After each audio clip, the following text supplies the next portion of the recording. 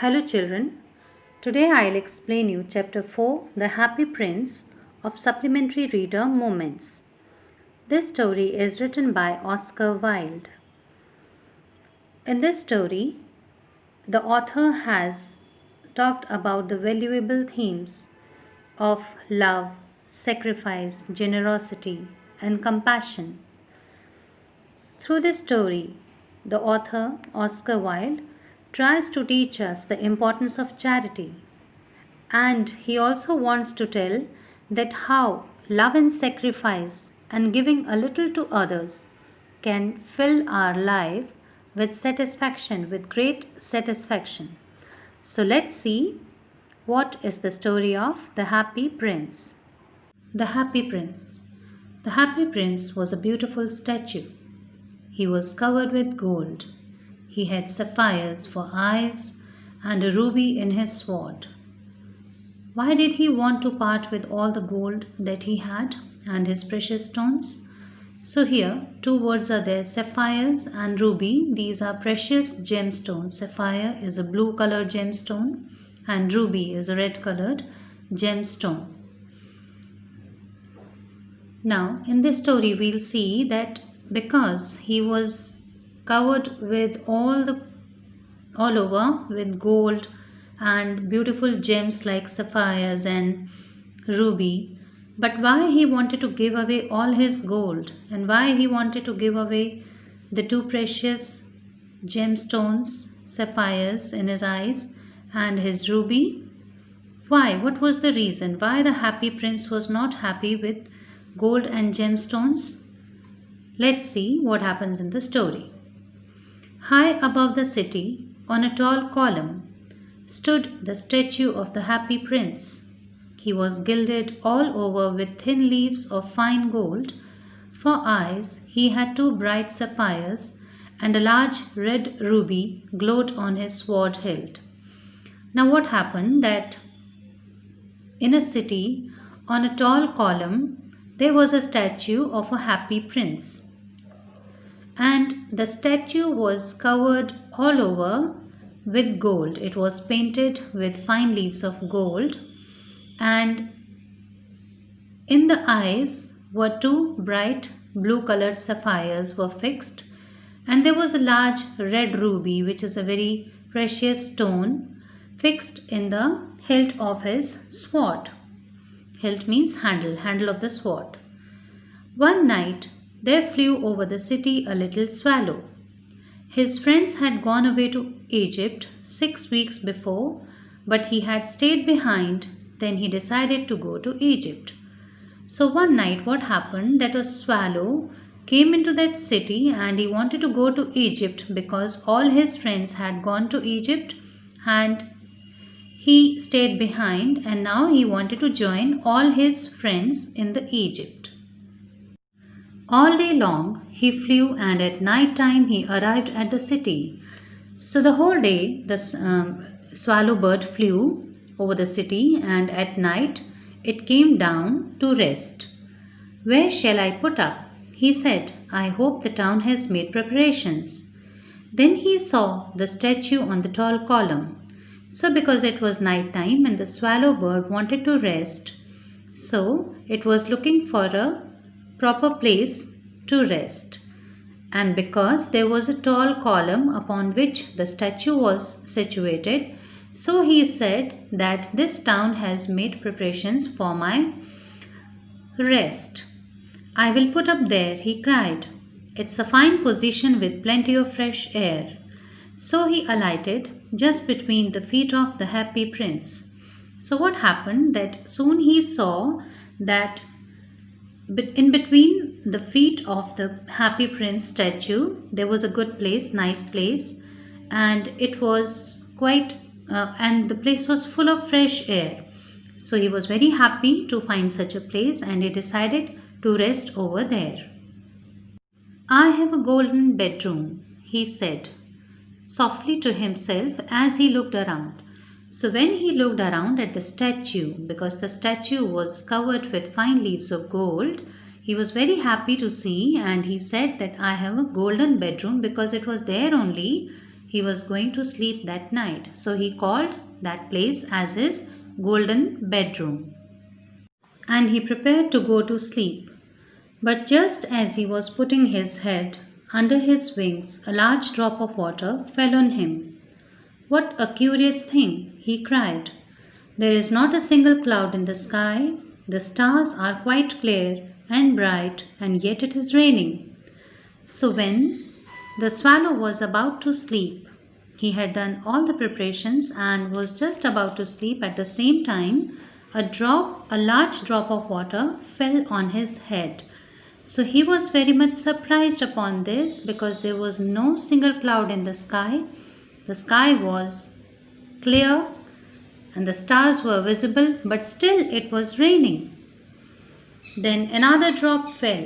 "What is the use of a statue if it cannot keep the rain off?" he said.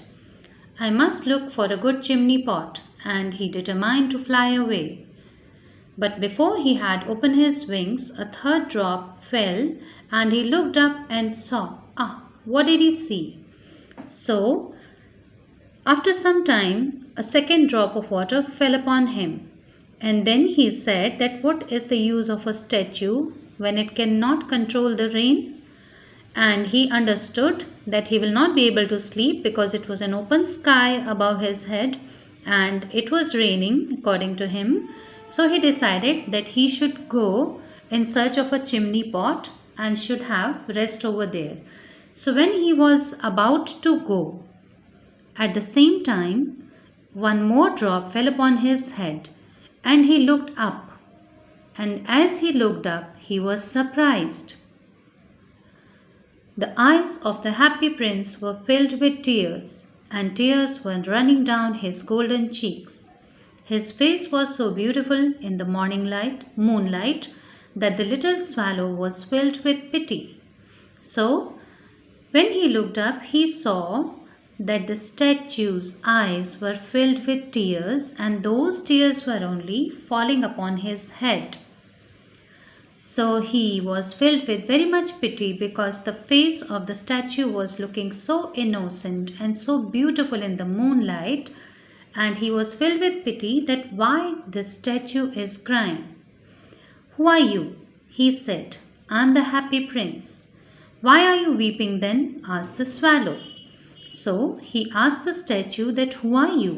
So the statue said that he was happy prince, and then the swallow bird wanted to know that if he was a happy prince, then why it was weeping. Weeping means crying. "You have quite drenched me." And he said that, "See, you are weeping because of you. I have become completely wet." Drenched means completely wet. So now the happy prince tells his story to the swallow. "When I was alive and had a human heart," answered the statue, "I did not know what tears were, for I lived in the palace where sorrow is not allowed to enter. My courtiers called me the happy prince, and happy indeed I was. So I lived, and so I died, and now that I am dead, they have set me up here so high that I can see the ugliness and all the misery of my city. And though my heart is made of lead, yet I cannot choose but weep." So now the happy prince started to tell his story to the swallow. And he told him that when the happy prince was alive, he never knew that what unhappiness is or what tears are. And he never knew that what is being sorrow, because he was living in a palace and all his courtiers called him a happy prince, because he did not know anything about sorrow, because sorrow was not allowed to enter his palace. And happily he lived, and happily he died, without knowing what sorrow is. And when he was dead, people made a huge statue on the top of the town. And from that place the prince could see all the ugliness of his town, and all the sadness and all the sorrow of the people of his city from the top of his town. And because of the ugliness and the misery of his city, his heart, although it was made up of lead, but could cry. He could not do anything, he could not move from there, but he could only cry.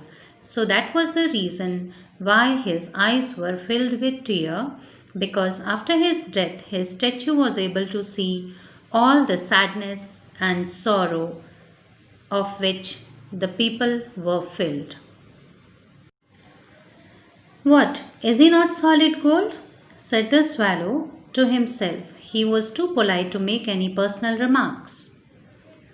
So when he came to know that his heart is made of lead, the swallow was surprised because he thought that the statue is made up of solid gold, but it was not, only it was covered with leaves of gold. But he did not want to make any personal remarks because the happy prince was looking sad. Far away, continued the statue in a low musical voice. Far away in a little street there is a poor house. One of the windows is open, and through it I can see a woman seated at a table. Her face is thin and worn, and she has coarse red hands all pricked by the needle, for she is a seamstress. And now he tells us about a poor lady because she has a poor house in the little street, and her one window of her house was open, and through that window the prince could see that the woman was seated on a table at a table, and she had a thin and worn face, and all her hands had become red because of the pricking of the needle, because she was a tailor, and all the day she used to stitch clothes, because of which her hands had become red. She is embroidering flowers on a satin gown for the loveliest of the queen's maids of honor to wear at the next court ball. In a bed in the corner of the room, her little boy is lying ill. He has a fever and is asking his mother to give him oranges. His mother has nothing to give him but river water, so he is crying. So now the happy prince continues that the woman is so poor that the whole day she is embroidering flowers on a satin gown for a rich lady for a function, but she has a son who is lying in the corner of the room in a bed, and he has a fever. And so the child wants to eat oranges, but the woman is so poor that she cannot buy him any oranges, but she can give him only river water, because of which the child is crying. And now the happy prince continues, Swallow, swallow, little swallow, will you not bring her the ruby out of my sword hilt? My feet are fastened to this pedestal, and I cannot move. And now the happy prince requests the swallow bird to take out the ruby gem out of the handle of the sword and give that ruby to the poor seamstress.